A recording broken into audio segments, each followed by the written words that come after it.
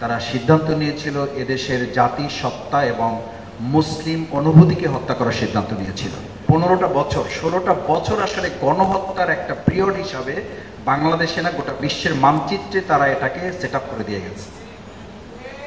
কারণ প্রতিদিন হত্যা হয়েছে এবং আপনারা জানেন, আজকেও যদি একদম মেইন স্ট্রিম পত্রিকার তথ্য আপনারা নেন তাহলে জানবেন যে কমপক্ষে 5,500 লোককে গুম খুন হত্যা সরাসরি এই সরকার প্রতিদিনই 2 জন 4 জন 5 জন করে, এবং জেনোসাইডের ট্র্যাডিশনটাই হচ্ছে প্রতিদিন কোন রকম ব্রেকআপ ছাড়া, মাঝখানে কোনো বিরতি ছাড়া এই কাজটি তারা সম্পন্ন করে। এবং কবে শুরু হয়েছে আপনাদের নিশ্চয়ই মনে আছে, 2006 সালের 28শে অক্টোবর প্রথম, এরা সরকারই আসেনি, তারা তখনও বিরোধী দল, তখন প্রকাশ্যে ঘোষণা দিল লগি বৈঠার মাধ্যমে তাদের নেতা কর্মীদেরকে রাজধানীতে জড়ো হওয়ার জন্য। আচ্ছা আপনি বলেন, রাজধানীতে কি নৌকা চলে? যমুনা ইলেকট্রনিক্স ঈদে ডাবল খুশি অফার সিজন 3, যে কোনো পণ্য কিনলেই পাচ্ছেন নিশ্চিত ঈদ উপহার। সেখানে লগি বৈঠা আনতে হবে কেন? তারা তো নৌকা চালানোর জন্য আসেনি, তারা তো সিদ্ধান্ত নিয়ে এসেছিল একটা জাতি, একটা গোষ্ঠী, একটা বর্ণ, একটা গোত্রকে, আদর্শকে শেষ করে তারা নতুন একটা আদর্শ এখানে বিনির্মাণ করবে। এই আদর্শ বিনির্মাণে যারা কাজ করেছে, আমার মনে হয় 3টা বা 4টা গণহত্যা না, প্রত্যেকটা ঘটনায় একবার করে আওয়ামী লীগকে নিষিদ্ধ করা এবং একবার করে শেখ হাসিনা ফাঁসির রায় হওয়া উচিত। আচ্ছা আপনি যদি ইসলামী বিশ্ববিদ্যালয়ের শুধু সৈয়দ ওয়ালিউল্লাহর কথা বলেন,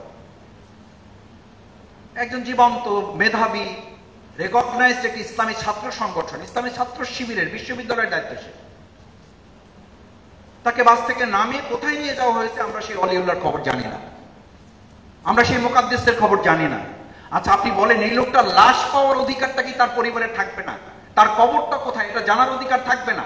আর সেই শেখ হাসিনা অথবা সেই আওয়ামী লীগের বিচার আপনি শুধু 2টা বা 3টা গণহত্যা দিয়ে শেষ করে দেবেন, ওই শহীদ ওয়ালিউল্লাহ অথবা মুকাদ্দেসের পরিবারের কাছে আপনি আমি কি জবাব দেব? শুরু তো হয়েছিল 2006 সালে 28শে অক্টোবর, আপনাদের মনে আছে, প্রায় অর্ধ শতাধিক মানুষকে শুধু হত্যাই করে নাই, ঘর বাড়ি লুট করেছে, ভাঙচুর করেছে, অগ্নিসংযোগ করেছে, মানুষের মধ্যে ভয় তৈরি করেছে, ত্রাসের রাজত্ব কায়েম করেছে। শুধু এই একটা ঘটনা, ঠিক তার কিছুদিন পরে 2009 সালের 57 জন সৎ, দক্ষ, যোগ্য, আদর্শ, দেশপ্রেমিক সেনা অফিসারকে কেন হত্যা করা হয়েছে? শুধু কি সেনা অফিসার হত্যা করা হয়েছে, তার সাথে মিলিয়ে সাধারণ নাগরিক সহ পরিবারের সম্মানিত সদস্যবৃন্দ মিলে প্রায় 75 জনকে হত্যা করা হলো। আপনি বলেন, আপনার বিবেকের কাছে কোশ্চেন, এই ঢাকা বিশ্ববিদ্যালয়ের সবচেয়ে মেধাবীদের স্থান হিসাবে স্বীকৃত এই জায়গাটিকে তো তারা বিতর্কিত করে নাই, শুধু গোটা বিশ্বে একটা নাম দিয়েছিল ডাকাতদের গ্রাম। সেই ডাকাতদের গ্রাম হিসাবে তারা পরিচিত করেছে, সেই ডাকাতদের গ্রামের ভিলেনদেরকে আর ঢাকা বিশ্ববিদ্যালয়ে প্রবেশ করতে না দেওয়াটাও আজকের 36শে জুলাইয়ের দাবির মধ্যে অন্তর্ভুক্ত হওয়া উচিত। আমি এই কথা বলছি এই জন্য যে কোনো একটা ব্র্যাকেটেড ডিমান্ড নিয়ে এই 36শে আন্দোলন শুধুমাত্র আপনারাই তো বলেছিলেন এটা এখন আর কোটার মধ্যে সীমাবদ্ধ নাই, আমাদের কোটা লাগবে না, আপনি বলেছিলেন, আপনারা বলেছিলেন। এই ঢাকা বিশ্ববিদ্যালয় থেকে আমরা স্লোগান শুনেছি, আপনাদের দেখে আপনাদেরটা শুনে আমরা স্লোগান দিয়েছি, তোর কোটা তুই নে, আমার ভাইকে ফিরে দে। তা আপনারাই স্লোগান তুলেছেন, আপনারা তো কোটার মধ্যে থাকেন নাই। কেন থাকেন নাই? থাকেন না এই জন্য যে এই সরকারের সাথে, ওই ফ্যাসিস্টদের সাথে, ওই স্বৈরাচারীদের সাথে আসলে শুধু কোটার সম্পর্ক ছিল না, গোটা একটা দেশ, একটা জাতিকে তারা গণহত্যার পটভূমিতে পরিণত করেছে। 2009 সালে সেই 57 জন সেনা অফিসার সহ 75 জনকে যে হত্যার মাধ্যমে আরেকটা তারা গণহত্যা করল, আপনাদের মনে আছে? তাদের রাগটা কোথায় ছিল, তাদের ক্ষোভটা কোথায় ছিল, দুঃখটা কোথায় ছিল, এটাও কিন্তু আমাদের বোঝা উচিত। তারা তাদের ভাষায় এই জাতির পিতা হিসেবে আমাদের উপরে চাপিয়ে দিয়েছিল একজন প্রেসিডেন্ট, আমাদের দেশের স্বাধীনতার ধারক বাহক প্রবর্তক হিসাবে তারা তাকে পরিচিত করানোর সম্ভব সব চেষ্টা করেছে। সেই লোকটাকে যখন তাদের লোক কর্তৃক কেউ আকার হত্যা করেছে, ইতিহাসের দায় নেই, সেই জানা যায় যখন লোক উপস্থিত করা যায় না, আর সেই যখন দেখে 2013 সালে 28শে ফেব্রুয়ারি শুধুমাত্র একজন ব্যক্তির ফাঁসির রায় হওয়ার পরে কমপক্ষে 3 মে পর্যন্ত, 28 তারিখ থেকে 3 তারিখ পর্যন্ত কমপক্ষে 2.5 শতাধিক লোক শুধু সেই ফাঁসির রায়ের বিরুদ্ধে জীবন দিয়েছে। মাত্র 5 দিনের ব্যবধানে 250 লোককে হত্যা করা হয়েছে। এটা তো আরেকটা গণহত্যা ছিল। মাওলানা দেলোয়ার হোসেন সাঈদী রাহিমাহুল্লাহ শুধু ফাঁসির রায়ের বিরুদ্ধে এদেশের তরুণ, ছাত্র, যুবক, মহিলা, আমাদের বোনেরা পর্যন্ত রাস্তায় নেমে তারা জীবন বাজি রেখেছিল। তাদের কাছে তো এটা ভালো লাগার কথা না। তারা হত্যা করেছে, হত্যা রাজত্ব তারা কায়েম করেছে।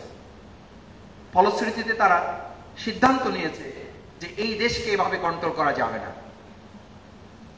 তাদের আরেকটা শক্তি তাদের প্রয়োজন ছিল, সেটা ছিল আধিপত্যবাদের একটা শক্তি আমাদের উপরে চাপিয়ে দিয়ে আমাদেরকে এই দেশ এবং জাতিসত্তাকে নিয়ন্ত্রণ করা। সম্মানিত ভাই, বন্ধুগণ, আমার বোনেরা, আজকের এই যে প্রেক্ষাপটে আমরা এখানে কথা বলছি, আপনাদের নিশ্চয়ই মনে আছে শুধুমাত্র একজন তথাকথিত প্রেসিডেন্টকে, একজন রাষ্ট্রপতিকে আমাদের দেশে নিয়ে আসার জন্য আমাদের 25 জন ভাইয়ের বুকে রক্তের উপর দিয়ে তাকে নিয়ে আসতে হবে। এত বড় দায় কেন নিতে হচ্ছে আমাকে? কেন গুলি চালাতে হলো? একজন প্রেসিডেন্টকে শুধু ঢুকতে দেওয়ার জন্য, একজন প্রেসিডেন্টকে শুধু নিয়ে আসার জন্য আমার দেশের 25 জন লোককে মৃত্যুবরণ করতে হলো, তাকে গুলি চালাতে হলো, তাকে হত্যা করা হলো, নির্মমভাবে তাকে মৃত্যুর দিকে ঠেলে দিতে হলো। এই তো মাত্র কিছুদিন আগে, তো 2021 সালে আমাদের তো এই পরিণতির দিকে যেতে হচ্ছে। আরেকটা চতুর্থ গণহত্যা ছিল আমাদের তো গণহত্যার আরো পরিচয় আছে। আমাদের তো একটা, দুইটা, তিনটা, চারটা, পাঁচটা না। আমরা যদি গণহত্যার আরো চিত্র আপনাদের, শুধু ইতিহাসের ধারাবাহিকতাগুলো যেহেতু সিলসিলার কথা বলা হয়েছে, এই সিলসিলায় যদি আমরা যাই তাহলে তো আপনি আরো খেয়াল করবেন যে বাংলাদেশ জামাত ইসলামী দেশপ্রেম এবং তার দায়বদ্ধতা নিয়ে যখন টিপাইমুখবাদের বিরুদ্ধে আমরা কথা বলা শুরু করলাম, আপনারা স্লোগান তুলেছিলেন এই ঢাকা বিশ্ববিদ্যালয় থেকে, দিল্লি না ঢাকা, ঢাকা ঢাকা। আমরা সেই কথা বলেছিলাম 2010 সালে, 2009 সালে, 2008 সালে। আমাদেরকে যখন সূক্ষ্ম অথবা স্থূল কারচুপির মাধ্যমে হারিয়ে দেওয়া হলো, পরাজিত করা হলো দেশপ্রেমিক ইসলামপন্থীদের, তারা মনে করলো সব শেষ। আমরা যখন এই টিপাইমুখবাদের বিরুদ্ধে রাস্তায় নামলাম, লক্ষ জনতা এটাকে সমর্থন দিয়ে যখন গণসমাবেশে পরিণত করলো, তারা মনে করলো এটাকে থামিয়ে দিতে হবে। আপনাদের মনে আছে আজকে বাংলাদেশ জামাত ইসলামীর সাবেক ভারপ্রাপ্ত সেক্রেটারি জেনারেল এবং সহকারী সেক্রেটারি জেনারেল এটিএম আজহারুল ইসলামের বিচারিক কার্যক্রমের শুনানি শেষ হয়েছে। সেখানে আইনজীবীর পক্ষ থেকে বলা হয়েছে যে জামাত ইসলামী এবং বিএনপির কয়েকজন গুরুত্বপূর্ণ নেতৃত্বকে সিন্ডিকেটেড রায়ের মাধ্যমে তাদেরকে বিচারিক হত্যাকাণ্ড চালানো হয়েছে। এই হত্যাকাণ্ডগুলো যদি এক জায়গায় করা হয়, এটাও একটা গণহত্যার চিত্র আমাদের সামনে তুলে ওঠে।